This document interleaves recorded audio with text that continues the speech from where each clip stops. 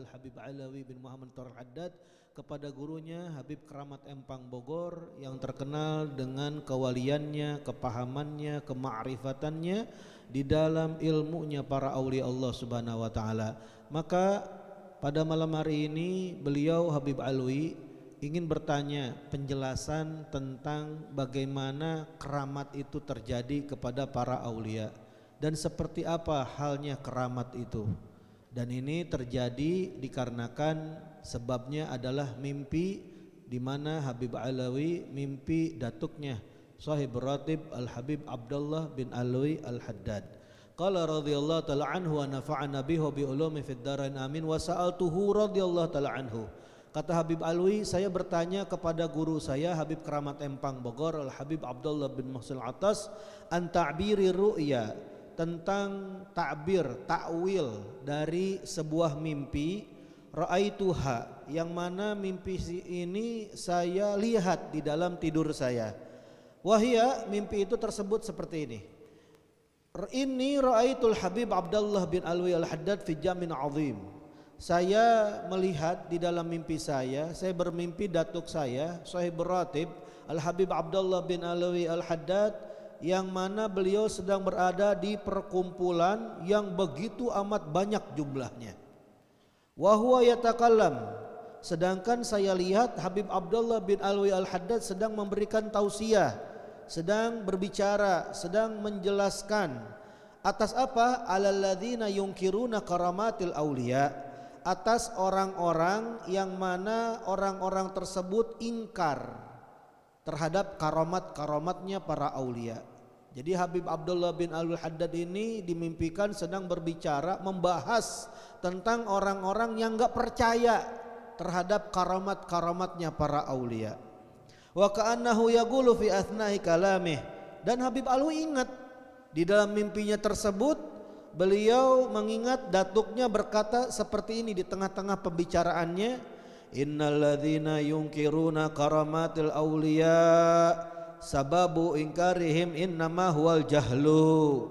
Sesungguhnya orang-orang yang ingkar, tidak mempercayai, mentiadakan karamat-karamatnya para aulia, sebab ingkarnya mereka itu sebabnya adalah tidak lain tidak bukan adalah kebodohan. Mereka belum terlalu paham di dalam ilmu sehingga menyimpulkan kesimpulan kepahamannya sendiri, sehingga akhirnya mentiadakan karamatul aulia yang tidak masuk logika. Karena gak masuk logika, maka mereka mentiadakan. Ini sebabnya kebodohannya mereka. Ini menunjukkan kebodohannya mereka, kata Habib Keramat Empang Bogor. Aw ma ya'taqiduna anna Allah subhanahu wa ta'ala lahu tasarruf, dan mereka ini tidak meyakini, seakan-akan mereka ini ingkar bahwasannya Allah yang maha suci, Allah yang maha tinggi itu sebenarnya memiliki kemampuan untuk bertindak, karena Allah itu disifati dengan sifat yang sangat luar biasa. Tuhan kita Allah maha berkuasa, maha bertindak, maha segala-galanya. Maka orang-orang yang ingkar terhadap karamat aulia Allah subhanahu wa ta'ala, yang mana karamat itu diberikan oleh Allah subhanahu wa ta'ala kepada para kekasihnya, maka seakan-akan mereka ini tidak meyakini bahwasannya Allah itu memiliki kemuliaan tersebut. Allah ini berhak untuk memberikan karamahnya kepada siapapun yang Allah cintai. Dan dibahas juga kata Habib Abdullah bin Al-Haddad, waruh min amrillahi ta'ala, dan yang namanya jiwa atau ruh itu termasuk daripada perkaranya Allah subhanahu wa ta'ala. Kita gak bisa masukin ke dalam logika kita tentang perkara ruh. Bagaimana cara menjelaskan kepada orang-orang tentang masalah ruh, sedangkan ruh ini adalah tentang isinya adalah perkara Allah subhanahu wa ta'ala. Kita gak bisa paham, gak bisa menjelaskan. Dan yang namanya ruh itu pengetahuannya di sisi Allah dijelaskan kata Habib Abdullah bin Al-Haddad, falaha at-tasarruf. ruh itu ternyata memiliki kemampuan. Gak sembarangan.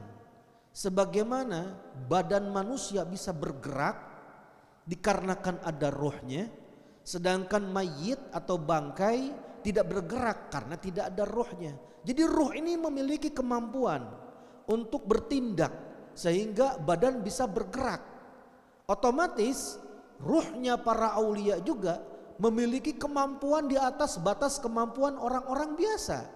Mereka bisa memiliki yaitu kemampuan mengeluarkan karamah yang mana khariqal adah, keluar daripada kebiasaan. Tapi syaratnya kata Habib Abdullah bin Al-Haddad, kapan itu ruh memiliki kemampuan? Idza kanat fi jismil wali. Apabila ruh suci tersebut, ruhnya wali tersebut ya, itu berada pada badannya seorang wali. Kalau badannya seorang wali, otomatis ruhnya juga ruh pilihan. Kemampuannya juga berbeda dengan orang-orang biasanya. Fala tuhbasu an itlaqiha wa tasarrufiha illa idza kanat fi ajsami ghairil auliya. Maka kata Habib Abdullah bin Al-Haddad, karomah itu tidak bisa ditahan dari lepasnya karomah tersebut, dan karomah tersebut itu bisa digunakan. Maka ini kalau berlaku kepada para wali yang mana ruhnya ruh orang-orang yang pilihan. Tapi kalau selain para wali, orang-orang biasa, ya wajar mereka ini tidak bisa mengeluarkan karomahnya. Dia tidak bisa menampakkan daripada kemampuan ruhnya. Kenapa? Ya karena mereka bukan kekasihnya Allah, beda level. Faqala radhiyallahu ta'ala anhu, maka mendengar tentang aduan muridnya ini kepada Habib Abdullah bin Mahsul Atas, maka Habib Karamat Empang menjelaskan tentang perihal mimpinya Habib Alwi yang mana mendengarkan ucapan datuknya Habib Abdullah Al-Haddad tentang hal karomah tersebut. Apa jawaban Habib Abdullah bin Mahsin? Ru'yaka haqqun. Mimpimu benar Habib Alwi. Wahai muridku, mimpi kamu benar. Wal amr kama dzukir. Dan perkaranya percis seperti yang telah disebutkan. Maksudnya apa? Yang dijelaskan oleh Habib Abdullah bin Al-Haddad, orang-orang yang ingkar terhadap karamat para aulia, mereka itu orang-orang bodoh. Mereka enggak meyakini bahwasannya Allah itu memiliki kemampuan untuk bertindak. Dan di antara tindakan Allah Subhanahu wa taala itu adalah Allah memiliki ruh yang akan dimasukkan ke badan-badannya manusia, dan ruh-ruh tersebut memiliki kemampuan. Maka gak mustahil kalau ruh yang memiliki kemampuan tersebut masuk ke badannya seorang aulia Allah Subhanahu wa taala, maka menampakkan karamah. Dan tidak mungkin kemampuan karamah itu tertahan, gak bisa digunakan kecuali ya berarti rohnya itu bukan roh pilihan yang mana berada pada badannya bukan seorang wali min auliyaillah. Kata Habib Karamat, benar. Kok bisa seperti itu? Fa innal arwahal auliya laha tasarruf. Karena kata Habib Karamat Empang Bogor, ruh-ruhnya para aulia jangankan di masa hidupnya, di masa wafatnya, kalau sudah meninggal dunia, ini ruh-ruh mereka ini bukannya mati, badannya iya dikubur, cuman ruhnya mereka itu terlepas dari badannya, mereka hanya pindah tempat saja, sehingga kemampuan mereka di waktu masa hidupnya berlaku juga setelah wafatnya. Makanya kata Habib Karamat Empang Bogor disebutkan arwahul auliya laha tasarruf. Ruh-ruhnya para aulia Allah, para kekasih Allah itu memiliki kemampuan untuk bertindak. Lakin wa in kana lil auliya tasarruf fala yuhibbuna an yatasarrafu. Akan tetapi walaupun para wali-wali itu memiliki kemampuan untuk bertindak, mereka ini adalah golongan manusia yang tidak suka untuk melakukannya. Walaupun mereka mampu, walaupun mereka bisa, tapi mereka ini orang golongan yang tidak senang, tidak suka, gak mau untuk sembarangan melakukan daripada karamah-karamah. Bal yaquluna li rabbihim. Bahkan kalau kita ziarah ke makam-makam para aulia, kita berdoa kepada Allah Subhanahu wa taala dengan keberkahannya wali yang kita ziarahi. Misalnya kita ziarah keluar Batang, kita meminta kepada Allah agar gobul hajat kita dengan keberkahannya Habib Hussein bin Abi Bakar Raidrus. Atau kita ziarah ke Keramat Empang Bogor, atau kita ziarah kepada guru kita Habib Hasan bin Ja'far Segaf yang kita kenal dengan kesolehannya, kita kenal dengan keistiqomahannya, kita kenal dengan dakwahnya, kita kenal dengan sholawatnya. Maka kalau kita berziarah ke makam-makam para aulia tersebut, apakah kita langsung mendapatkan keberkahannya kontan langsung hari itu juga? Ternyata mereka para aulia walaupun mampu, walaupun bisa seperti itu, ternyata mereka nggak suka untuk melakukannya. Akan tetapi mereka ini adalah golongan yang mana hanya bisa memohon kepada Tuhan mereka Allah Subhanahu wa taala. Apa ucapannya? Kata Habib Keramat Empang Bogor, kalau ada orang yang ziarah, menemui mereka, mengunjungi kuburan mereka, maka mereka akan berkata kepada Tuhan mereka, undur fi abidikal ladzi turiduhu. Wahai Tuhanku Allah, pandanglah pada hamba-hambamu yang kau inginkan untuk berbuat. Sarrifhu fihim. Ya Allah, lakukanlah kehendakmu tersebut pada mereka. Ini yang mana para aulia di dalam kuburnya ketika kita sedang berziarah kepada mereka, kita berdoa kepada Allah, maka mereka juga berdoa kepada Allah.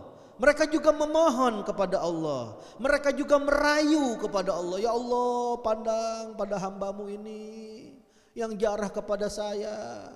Apa yang kau pengen? Ya Allah, lakukanlah kehendakmu ya Allah pada mereka yang ziarah kepada saya. Kenapa kok seperti itu? Gak langsung menampakkan karomahnya. Li'annahum fi magamil adab. Karena kata Habib Keramat Empang Bogor, sesungguhnya para aulia Allah Subhanahu wa taala itu kedudukannya di sisi Allah sangat menjaga adab, sangat menjaga budi pekerti, sangat menjaga daripada yaitu akhlak mereka di hadapan Tuhan mereka Allah Subhanahu wa taala. Wa ghayatuhum anna man talaba minhum karamatan yad'una lahu bi husuli matlabihi fala yukallifuna ala husuli matlabihi bal yubdhiluna lahu du'a faqat li'annahum ma'muruna bidu'a. Dan puncaknya kata Habib Keramat Empang Bogor, bahwasannya kalau ada orang meminta dari mereka karomah, wahai Habib karomahmu, wahai Syekh karomahmu, maka apa yang dilakukan ujung-ujungnya? Maka kata Habib Keramat Empang Bogor, yang mereka para aulia lakukan adalah mereka akan berdoa kepada Allah Subhanahu wa taala untuk orang tersebut yang memohon karamah kewaliannya, untuk agar orang itu mendapatkan keinginannya, mendapatkan cita-citanya, digobulkan hajatnya. Itu puncaknya. Kalau ada orang mohon-mohon, ya Allah, wahai Habib, wahai Syekh, karamahmu ya Allah, semoga digobulkan hajat kami dengan karamahnya ni wali. Maka ini orang yang berdoa meminta karamah, ditampakkan karamah dari seorang wali tersebut, maka itu wali akan hanya bisa berdoa kepada Allah Subhanahu wa taala agar orang yang memiliki keyakinan karamah tersebut agar hajatnya digobul, keinginannya dilaksanakan oleh Allah. Dan mereka nggak pernah mau memaksakan atas terkabulnya hajat orang tersebut, kecuali para wali-wali hanya bisa berusaha keras mencurahkan seluruh kekuatannya berdoa untuk orang tersebut saja. Kenapa kok bisa hanya berdoa? Li'annahum ma'muruna bidu'a. Karena mereka ini diperintahkan oleh Allah Subhanahu wa taala untuk berdoa kepada Allah Subhanahu wa taala. Jadi ujung-ujungnya itu ya kehendaknya Allah Subhanahu wa taala. Tapi karena mereka yang berdoa adalah para kekasih-kekasihnya Allah, maka niscaya pasti langsung diijabah oleh Allah Subhanahu wa taala, karena mereka adalah sosok orang-orang yang dicintai. Nah, terus gimana sekarang kalau misalnya ada karomah yang nampak, karomahnya jelas, di masa hidupnya. Misalnya seperti tadi malam kita mendengar Qutbul Aqwan, ya, seorang wali min auliyaillah Syekh Maulana Muhammad bin Abdul Karim As-Samman, yang terkenal kalau dipanggil namanya ya Samman, ya Samman, ya Samman 3 kali, maka ini Syekh Muhammad bin Abdul Karim As-Samman akan menolong orang tersebut dengan ketinggian magomnya. Atau misalnya di kaum Ba'alawi, kita sering mendengar bahwasanya ada beberapa aulia Allah Subhanahu wa taala yang mana kalau dipanggil langsung hadir. Di antaranya seperti Syekh Umar Al-Mihdar, ya Umar, Abu Umar, ikhwat Umar, Syailillah. Nah, ini gimana seperti ini? Saking sering hadirnya sampai dijuluki Mihdar. Apa tuh? Ala wazan mif'al li kathratul hudur, karena sering sekali kalau dipanggil langsung sahibud darak, langsung nolongin orang yang ditolongnya. Atau seperti yang kita kenal Qutbur Rabbani wal Hikan Nurani Sayyidi Syekh Abdul Qadir Al-Jailani, yang terkenal karomah-karomahnya, managib-managibnya, menolong para murid-muridnya. Nah, ini kayak begini gimana? Nah, kata Habib Keramat Empang Bogor, wa qad tadhharu minhum karamatun. Kadang-kadang nampak juga, terjadi juga dari mereka para aulia Allah beberapa karomah-karomah. Lakinnaha laisat bikhtiyarihim, akan tetapi ini terjadinya karomah tersebut bukan karena keinginan mereka yang pengen, bukan. Emang Allah yang pengen nampakin magom mereka. Memang Allah ingin mengenalkan kekasihnya kepada makhluk-makhluknya. Emang Allah ingin ini wali jadi masyhur, jadi terkenal, mustajab doa. Oh, ini wali terkenal dengan karomahnya yang nyata. Ini bukan keinginan itu wali. Ini ada keinginannya Allah Subhanahu wa taala. Li'annaha idza kanat bi ikhtiyarihim takunu nuqsan alaihim fi martabatihim. Karena kata Habib Keramat Empang Bogor, ada peraturan para aulia. Apa itu aturannya para aulia? Karena aturannya itu adalah apabila karomah terjadi kepada salah satu wali dan karomah tersebut disebabkan keinginannya itu wali, maka karomah tersebut dapat menyebabkan kekurangan atas mereka di dalam kedudukan mereka di sisi Allah. Jadi diibaratkan kayak pulsa, kalau dipakai terus kuotanya habis, maka semakin dikit semakin dikit semakin dikit. Kenapa? Karena karomahnya udah dipakai di alam dunia. Jadi semakin dia menunjukkan karomahnya karena kepengennya itu wali, maka semakin berkurang kedudukannya di sisi Allah Subhanahu wa taala. Ini kata Habib Keramat Empang Bogor. Kenapa kok bisa seperti itu? Fatolabul jah madhmum, karena ada kaidah di mana menyebutkan menuntut atau meminta atau mencari yang namanya kedudukan, pamor, ketenaran, itu hal yang tercela. Ini hal yang tercela. Kalau minta kedudukan, minta biar dihormati, minta biar dicintai, biar orang-orang ini memuliakan dia. Nah, ini kalau nyari-nyari kedudukan seperti ini, pamor atau ketenaran, ini adalah perkara yang tercela kata Habib Keramat Empang Bogor. Wa amma idza kana jah bila talabin minal wali falaisa alaihi minhu syai'. Terus gimana tuh yang tadi Syekh Abdul Qadir Jilani bisa nampak karomahnya, Syekh Saman tampak karomahnya, Syekh Umar Muhdar tampak karomatnya. Nah, ini semua bukan kepengennya itu wali, tapi emang Allah yang ingin. Nah, kalau bukan itu kedudukan, ketenaran, pamor itu terjadi bukan karena kepengennya itu wali, maka hal tersebut kata Habib Keramat Empang Bogor nggak apa-apa. Kuotanya nggak pernah kurang, tetap full.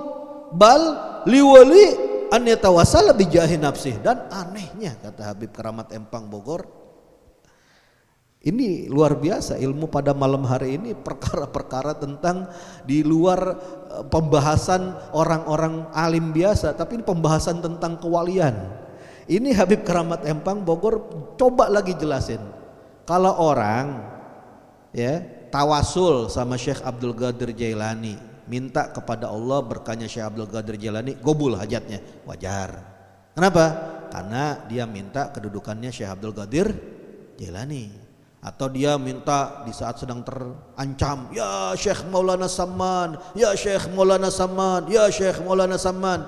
Diucapkan 3 kali, ditolong oleh Allah Subhanahu wa taala berkahnya Syekh Maulana Samman. Karena dia memohon kepada Allah, meminta dengan berkat kedudukannya Syekh Samman yang begitu tinggi di sisi Allah.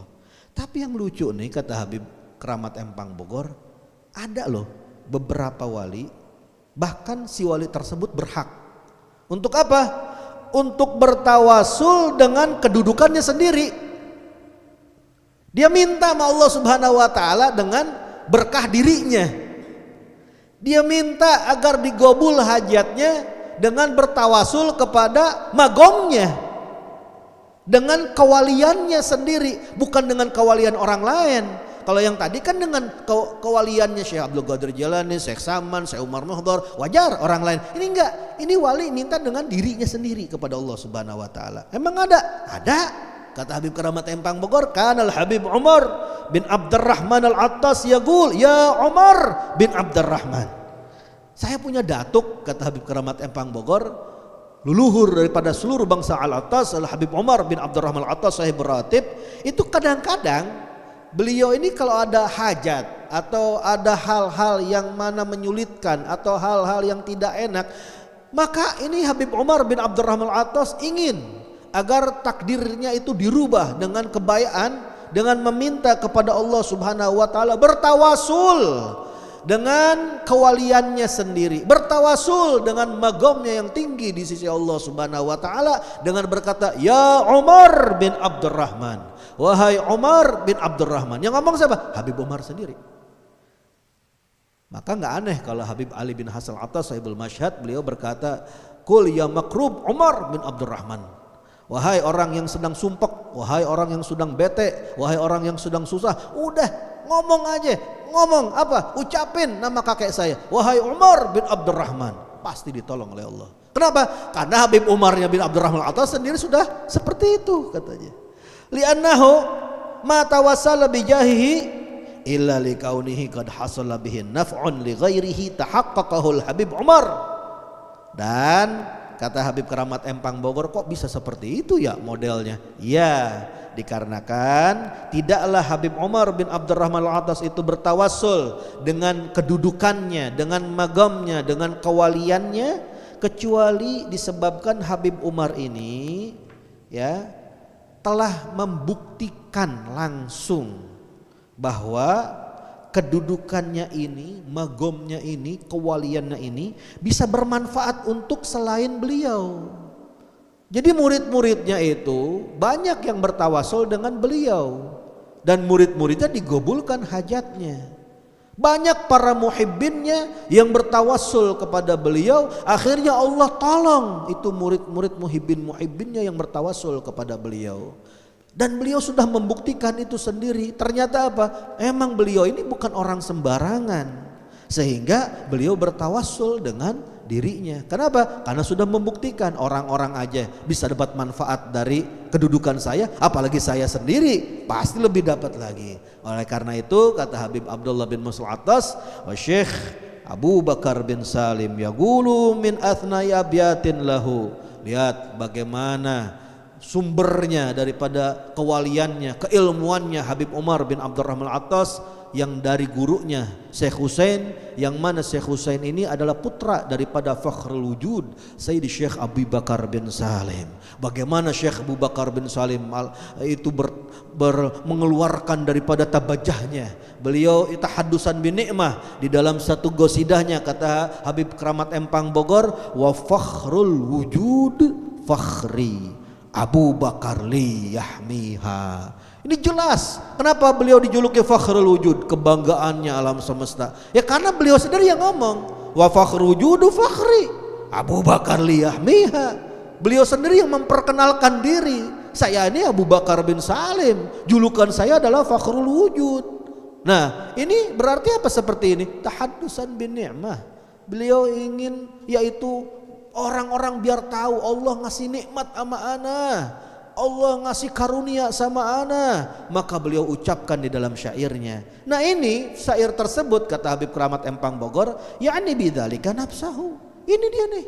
Ini salah satu contohnya di dalam syair bahwasannya Syekh Abu Bakar bin Salim ini sedang apa? Sedang meninggikan dirinya, sedang menunjukkan dirinya, sedang memperkenalkan dirinya. Lakinna talabal auliya lil jah wal karamat la yakunu minhum abadan. Tapi balik lagi kata Habib Abdullah bin Musa Al-Attas, kembali lagi kepada peraturan para aulia Allah. Apa itu? Para aulia Allah tidaklah pernah mau meminta terhadap kedudukan, popularitas, biar dikenal orang, atau minta ditampakkan karomah-karomah. Itu semua terjadi bukan dari mereka selamanya. Mereka nggak mau dikenal kesolehannya, apalagi kewaliannya, apalagi karomahnya. Kenapa? Li'annahu naqsun fi martabatihim. Karena sudah jelas di dalam aturannya para wali, kalau diminta kedudukan, diminta itu yang namanya popularitas, pingin terkenal, pingin karomah, yang ada itu adalah kemerosotan di dalam kedudukan mereka di sisi Allah Subhanahu wa taala. Bahkan kata Habib Keramat Empang Bogor, wala yatasarrafuna walau udzu. Mereka para wali-waliullah, para kekasih-kekasih Allah tidak akan sembarangan bertindak walaupun mereka disakiti. Mereka tidak akan langsung menghukum, mengeluarkan karomahnya walaupun mereka ini dicaci, dimaki, disakiti, tidak dihormati. Enggak. Mereka gak akan mau nampakin karomahnya langsung tuh orang kualat. Enggak. Walaupun disakiti. Kalau Habib Abdullah bin Alwi Al-Haddad, sampai Habib Keramat Empang Bogor mengutip daripada ucapannya Habib Abdullah bin Alwi Al-Haddad, kakeknya Habib Alwi bin Muhammad bin Thahir Al-Haddad, di mana Habib Abdullah bin Alwi Al-Haddad beliau berkata di dalam syairnya, zalamuna thumma na'fu anhum hakadzal fadlu liqaumin qadarat. Mereka orang-orang yang tidak tahu kami, yang tidak tahu kedudukan kami, mereka dengan berani menzolimi kami, mereka telah berani mencaci maki kami, bahkan mereka menghina kami, mencela kami, bahkan mereka ini menzolimi diri kami. Kemudian apa yang kami lakukan? Tsumma na'fu anhum. Kemudian yang kami balas kepada mereka hanyalah maaf kepada mereka. Mereka memaafkan kesalahan mereka, orang-orang yang telah menyakiti para aulia Allah, orang-orang yang sudah tidak menghormati para aulia Allah, orang-orang yang ingkar kepada para aulia Allah, orang-orang yang menzolimi para aulia Allah. Ini Habib Abdullah bin Haddad berkata bahwasannya biarpun kita dizolimin, kita maafin. Kenapa kok bisa seperti itu? Hakadzal fadlu liqaumin qadarat. Inilah keutamaan, inilah fadl, inilah karunia, inilah anugerah yang dimiliki oleh satu kaum yang mana kaum tersebut memiliki kemampuan.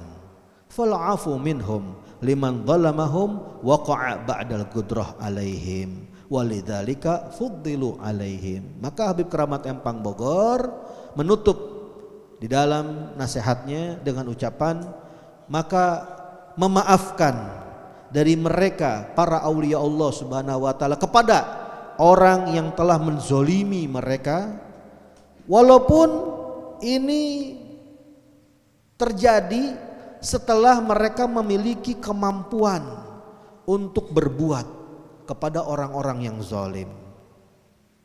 Mereka mampu sebenarnya, mereka bisa sebenarnya, mereka tampakkan karomahnya bisa, orang-orang langsung kualat bisa, tapi mereka memaafkan kepada orang-orang yang menzolimi mereka walaupun mereka mampu untuk berbuat seperti itu.